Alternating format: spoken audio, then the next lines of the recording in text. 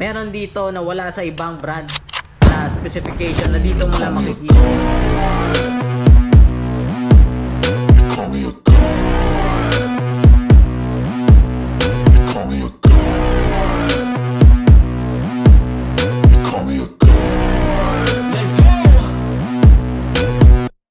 I'm about to go off like a weapon. Fuel to the top, gotta feel. Ayun, good day sa lahat. So meron tayo dito napakagandang full face na i-review syempre sa inyo. So isa to sa mga helmet na sinasabi ko nung past na hinihintay natin na dumating dito sa shop. So meron na tayo ngayon. So itatalakay natin syempre para sa inyo para malaman nyo kung gaano kaganda yung brand na to, kasi ito yung brand na dinadala ko talaga or mostly ginagamit ko kung nagra-ride ako. Ito yung mga helmet ko, lahat-lahat ng helmet ko na ginagamit ay ito lang yung brand na to. So kung alam nyo yung MT helmet, paki-search nyo lang dyan. So made in Spain po siya, pero syempre China yung gumagawa. Pero yung brand ng MT, Jelly, Access, mostly Italy, Spain, basta doon yung mga Europe country. So meron dito na wala sa ibang brand na specification na dito mo lang makikita. Syempre mamaya tatalakay natin yan. So introduce ko muna sa inyo kung ano to. So isa tong full face MT brand, syempre Targo S yung kanyang code name. So isa to, I think ito yung version 2 ng Targo, kasi yung unang release ng Targo hindi ganito kaganda. So ito yung pearl white, hindi lang po siya na white, no. So siya siyang pearl white. Kung alam niyo yung kulay na pearl white, ay parang meron siya mga dust dito, and syempre glossy po siya. Yung kanyang design ay napaka sharp looking. So hindi po siya kagaya ng ibang helmet na sobrang malaki tignan, no? So sa outlook niya, pero ito kapag sinuot mo hindi talaga siya manonotice na sobrang laki, no? Pero itong helmet na to, kung i-compare natin to sa mga helmet na review natin, ito I think yung pinaka compact na full face na nakita ko, kasi yung MT Revenge 2 na ginagamit ko parang ganito lang din yung shape niya, pero napakasulit, and syempre napakaganda ng mga fabric niyan, and syempre yung quality yung kanyang mga parts na nakalagay dito sa helmet na to. Syempre 2025 na model po ito, pero I think 2024 meron na to sa ibang shop, no? Pero dito sa atin dumating siya ngayong taon. So ayan, ECE 22.06 na po siya. Ayan, nakikita nyo naman. Syempre yung pinaka grabe mag-test ng helmet, no, ECR 22.06. search nyo lang po dyan para malaman nyo kung ano yung certification na ECE. Pag kasi yung helmet meron ng 22.06 na certification, ibig sabihin nun ay pasado po siya sa pinaka matinding test, no, sa mga helmet ngayon, no. So isa tong fog off ready, syempre pinlock ready, ano pa ba, photochromatic, syempre hindi mawawala to. Sila yung pinakaunang alam ko na visor na naka photochromatic, and syempre naka kinetic mechanism na isang pindot mo lang ay ma-change mo na, kahit nakasuot po siya ma-change yung visor. Ganon siya katindi. Kung i-compare natin to sa mga helmet na na-review natin, walang-wala po sila dito sa helmet na to. Sinasabi ko na sa inyo. Pero yung price nito hindi po siya kagaano ka mahalan. Nasa budget meal pa rin siya kung i-compare ko sa iba. Kung makikita nyo to sa mga shop, please, kung meron kayong mahanap nito, kung naghahanap kayo ng helmet, ito yung marirecommend ko sa inyong 2025 ngayon. Kahit single visor to, o nga pala, hindi ko nasabi, single visor po ito, kaya nga sobra siyang ang gaano. So tignan natin, syempre yung spoiler niya siguro mga 2 to 3 inches, so naiiba po siya sa mga spoiler na na-review natin, no, na mga helmet. Yung front end, dito pala sa front, yan yung vents niya, and syempre may minimal lock po siya dito.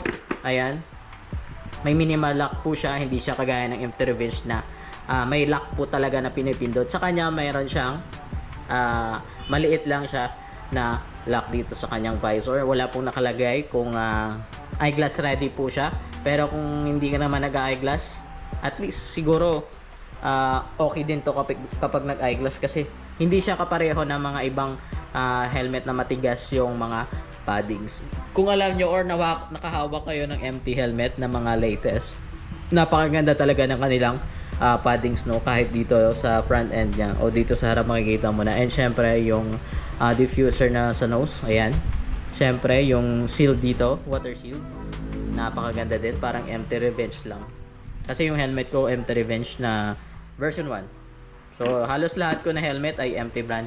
So ngayon malalaman nyo kung bakit yung MT yung nagustuhan ko, kasi nga pasok sa budget na. Pala yung kulay niya pearl white, hindi lang po siya simple na white, no, isa siyang pearl white kung hindi ako nagkakamali. And syempre yung logo ng MT helmet na parang Monster Edition, ayan, no.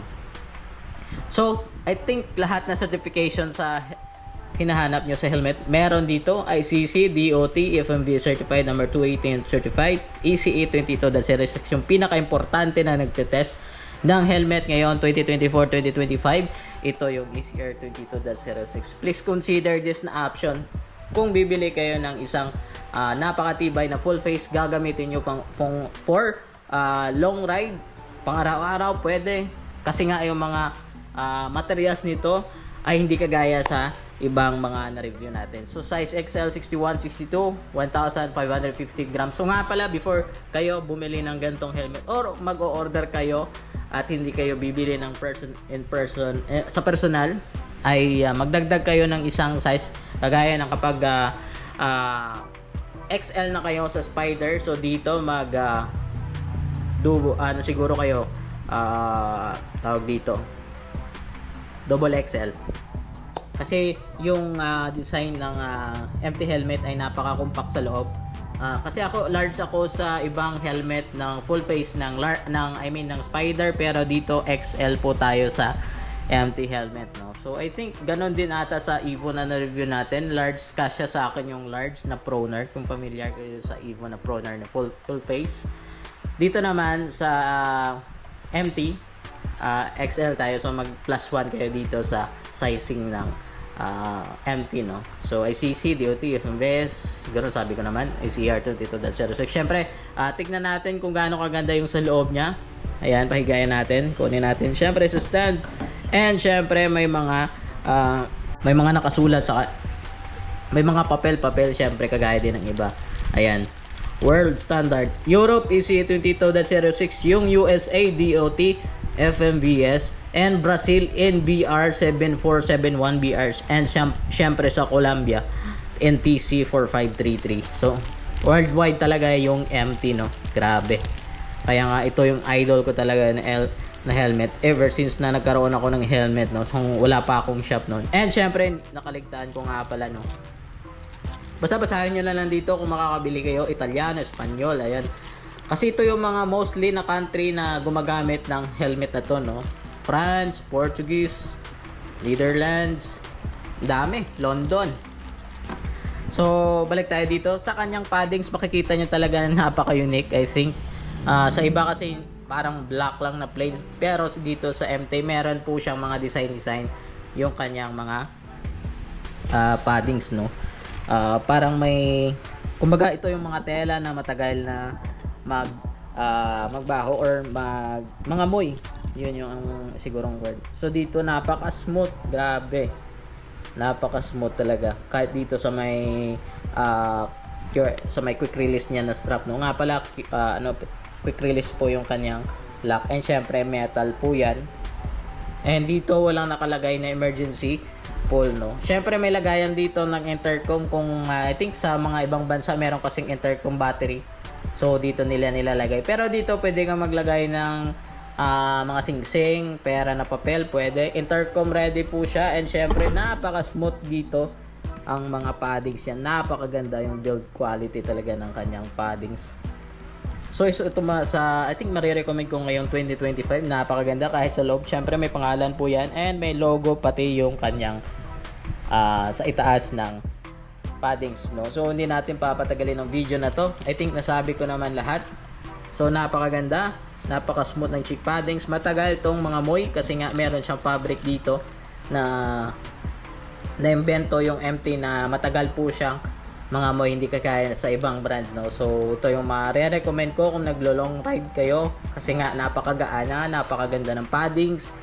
Ang hindi ko lang alam about naman sa hangin, or maano ba siya, maingay ba siya kapag kung sino man nakagamit ng Targo S, please comment po kayo dito sa YouTube channel natin or sa Facebook page kung may pumapasok ba na hangin or masyadong maingay ba o hindi maingay. Kasi yung MT Revenge ko ay gamit na gamit ko na talaga siya. Siguro mga 4 years na din yung MT Revenge ko. Ay napakaganda pa rin. Hindi siya masyadong maingay. Kapag naka-close na yung visor, halos wala kang maririnig.